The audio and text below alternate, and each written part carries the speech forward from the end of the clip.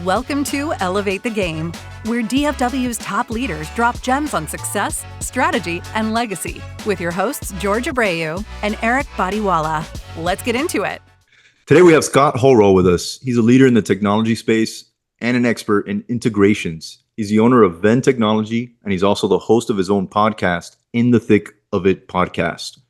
We're going to dive into his expertise in the tech space and how he uses that to help other businesses, other business owners, and much more. So, Scott, can you give us a quick snapshot of your business right now and what exactly you do? Yeah. First, thanks for having me. Enjoy doing this and sharing my story and hopefully helping other people. So Venn Technology, we've been around a little over 10 years. January, we crossed the 10-year mark and still going strong.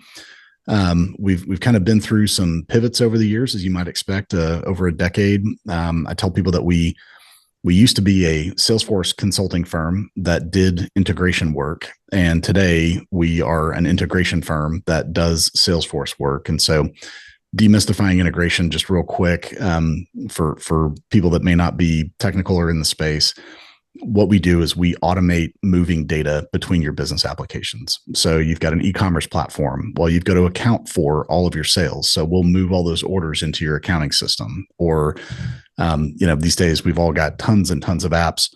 We automate those processes so people aren't having to export and manipulate and import spreadsheets over and over again. Yeah, no, it makes sense. I mean, I know you mentioned Salesforce is a big part of that. I know I tried that out in my business several years ago, and it's so robust. Like, I just got lost in it. So someone like you could have probably helped me back then. Yeah. This is true of almost every software application out there. I mean, we're not talking about Microsoft Word where you just install it and off you go. We've been using this thing since we were in elementary school. When you get into these big business apps, you really do need someone who's an expert who can dig into, hey, what are your processes? What are the workflows we need to automate? When it's all said and done, what are the important reports you need to be able to get out of this? Because at the end of the day, like that's a big part of why we put these systems in place, is so that we can report and track, how we're doing. And without that expert, it is kind of hard to do it on your own. Definitely.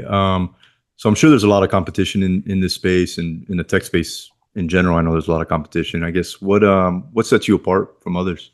Yeah. First, there's a lot of competition, but there's also a lot of business to be had. And from the very beginning, I've always tried to approach things with an abundance mentality. There's no way one single firm can serve every organization out there. Yeah. And so, where we win is we are pretty tight on our niche, and we know it really well, and nobody else knows that niche like we do. The bulk of our work revolves around integrating systems into one of a few mid-market ERP systems. And take Salesforce, for example. We understand Salesforce inside and out. We understand these ERP platforms inside and out, from where we need to put data. We're not experts in implementing them, but we know the APIs. We understand the workflows. We can speak CFO. That's typically who we're engaged with when we're working on a project. And we understand the difference between AP, AR, GL, PO, on and on and on down the road. And so, what sets us apart when we get into that first call with a potential customer, we've seen their situation enough times that we're able to ask really good questions. And on that note, a mentor of mine, actually had lunch with him today, many years ago. One of the things that he told me as I was moving into the consulting world was, the best consultants are the ones that ask the best questions. They're not the ones necessarily that have all the answers. And I've found that you demonstrate so much expertise and you build so much trust and confidence by the questions that you ask, not necessarily what it is you say. When you ask good questions, people know you've seen this before, you've been there, and you're asking this question from a place of experience, not ignorance.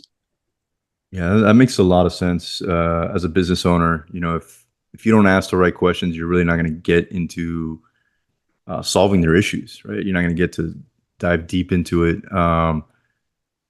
So what, I guess, what comes easy to you in that others might find challenging when working with, integrating all these different softwares, and um, what do others see challenging that you come in and just get it done?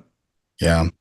I think there's multiple levels to that. One, I think it starts with our culture and our core values. And so won't go through all of our core values, but a couple of them I'll touch on. The first, and the one that we talk about internally the most, is one team. Something I've seen in a lot of professional services firms and companies at large, but especially in professional services, you kind of have to step on other people to get ahead. And I've just never understood that. And so our mentality is one team. We win together, we lose together, but at no point is anybody pointing fingers at anybody else saying, well, you screwed this up, this is your fault. No, this is a team. The other core value I want to touch on is delighted partners. And so much of our business today comes from technology partners. It comes from other service providers that are adjacent to us, and our customers we also consider a partner. So everything we do, we view through the lens of, is this going to live up to our core value of delighted partners? And so we've been incredibly blessed to have hired good people that care about the success. They care about the outcome to the customer. It's not just I'm clocking in, I'm clocking out. Our people are truly invested in the success of our customers. And so that really, really shows. And those kinds of things are a big part of our culture. And we have a pretty exhaustive interview process to figure out, hey, are the people that we're bringing in going to fit well with this? And when you hire the right people, then the rest kind of takes care of itself. Yeah, I couldn't agree more. I really like that delighted partners one. I have a feeling you probably get a lot of referrals from your clients, and that's probably one of the reasons. I know, as far as the team, I couldn't agree anymore. I mean, in the early years of building a company, that didn't quite click, and once it did, and I really started focusing on getting the right people, that's when things really started changing. And I'll add a little comment on that. When I started the company, it was me. I was a one-man shop. I had to sell the work, do the work, bill the work, and clean up for myself afterward. And when the momentum was building, and I got to the realization that I've got to start hiring.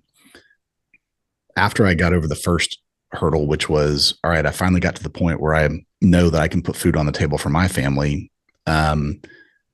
And I'm confident that I can feed someone else's family, because when you own the business, you eat last. Your people get paid before you do. Once I got over that hurdle, the next one was, whoever I bring in, are they going to care about the success of the customer as much as I do? And the first one was a math equation. The second one was a lot harder to sort through and figure out. And thankfully, with very few exceptions, we've hired people that have that mentality, and it shows in our work. Nice. So if someone listening is looking to kind of scale their business, because that's kind of where we're heading here, what's one tip or suggestion that you would make that they do and focus on? Don't chase shiny objects. And I'm saying this as someone who is a recovering shiny object chaser, and I still have to fight that a lot of times. One of my mentors said something to me a long time ago that has just really stuck with me. He said, the best CEOs are the ones that say no to almost everything so that they can say yes to the right things. And we've had plenty of missteps. And I could give a long list of those. But we've gotten a lot tighter on, if we're going to start a new initiative, if we're going to go into a new market, a new ecosystem, if we're going to implement a new internal tool, do we really have the commitment level that it's going to take to make this work? And again, speaking from experience, we've had many of them that we spent a lot of time and a lot of money on that frankly we should have just never pursued in the first place. So get good at saying no so that you can say yes to the right things. Yeah, I'm taking some notes here, and I had you mentioned niches earlier, and then shiny object. I know most of the successful business owners I've met and networked with, their business or they focus on a niche. It's not an entire industry, it's a niche within that industry. They get really good at that. So it sounds like, you're definitely been doing that and heading in that path. So that's makes sense. Yeah. So sounds like most business owners, you've had some ups and downs or some challenges. So, maybe what's one of the biggest challenges you've had, and how did you overcome it? Um, we've gone through a lot of changes with people over the last few years, and there's an expression that what got you here won't get you there. And we've had a few people that they were great for where we were at that stage of the business, and the roles that they were in were not going to be the right places for them for where we were trying to get to. And so having to move people around the organization, in some cases that wasn't what people wanted to do, and they kind of move themselves out. That's been a huge challenge. The other challenge is, again, I'll go back to picking the right things to say yes to. And there are some markets that we got into without the right level of commitment, and after 3 years realized, hey, there's really not a place for us here. And getting over that sunk cost fallacy that we all deal with at some point of, well, if I just give it a little bit longer, I've already got all this invested. Looking at something objectively and saying, you know what, no, like we need to stop. It will save you in the long run. Yeah, you know what that just reminded me of, for anybody that's an NFL fan, but that happens a lot with a draft pick or a quarterback, where they've put all this money towards this one player, but it's clear that they're not going to work out, but yet they keep pushing it and pushing it just because they've sunk that cost in there. So yeah, I couldn't agree more on that one. So it sounds like you've done some great stuff in the tech space and with your business, and you've been grinding it out for several years here. Is there anything that you've done as far as passively investing in whether it's a stock market or bonds or equities, anything like that? Yeah, I mean, we've been investing in retirement accounts and brokerage accounts for, from day one of getting my first paycheck out of college. But when I was actually in school, I went to Texas A&M. My dad actually started buying investment properties in College Station, and we had the opportunity many years back to buy the house next door to one my dad already owned. And so that, honestly, of all, I've had a few home runs with some stocks, but man, our investment property in College Station has been one of the best investments I've ever made. And about 4 years ago, we actually bought our office building that I'm sitting in right now. And so it's been a great investment. It's nice to be able to pay yourself rent instead of paying somebody else rent, and have the tax advantages that come with it, and have the appreciation that comes with it. So I'm a big believer in investing in, diversifying and not just being totally in the stock market, but being invested in multiple asset classes. Yeah, no, that's great. I mean, a lot of the times I see business owners that are so focused on the business, which is great, right? But they kind of forget about anything outside of that, and diversifying, where if they stop working tomorrow, they still got money coming in from somewhere other than that one business. So that sounds like you've got some things going there. That's great. So as we're kind of wrapping up the interview at this point, any exciting plans or initiatives that you've got going on for the next maybe 6 to 12 months? Yeah, I mean, we're just keeping our head down and focused on doing what we're doing, and we're expanding out into a couple of other markets and being a lot more diligent about making sure that we're investing in the right places. And so far we're getting really good traction, and expect that will continue and take off from here. When you say other markets, is that like other sectors, or I guess what do you mean by that? Yeah, for us, what in this context anyway, it means getting into other technology ecosystems. So, there are several that we've been heavily invested in, and we're seeing opportunity with some other products on the market, and taking our expertise and expanding out into these other product categories. Got it. So like another Salesforce, not Salesforce, but another software. Yeah, exactly. Okay.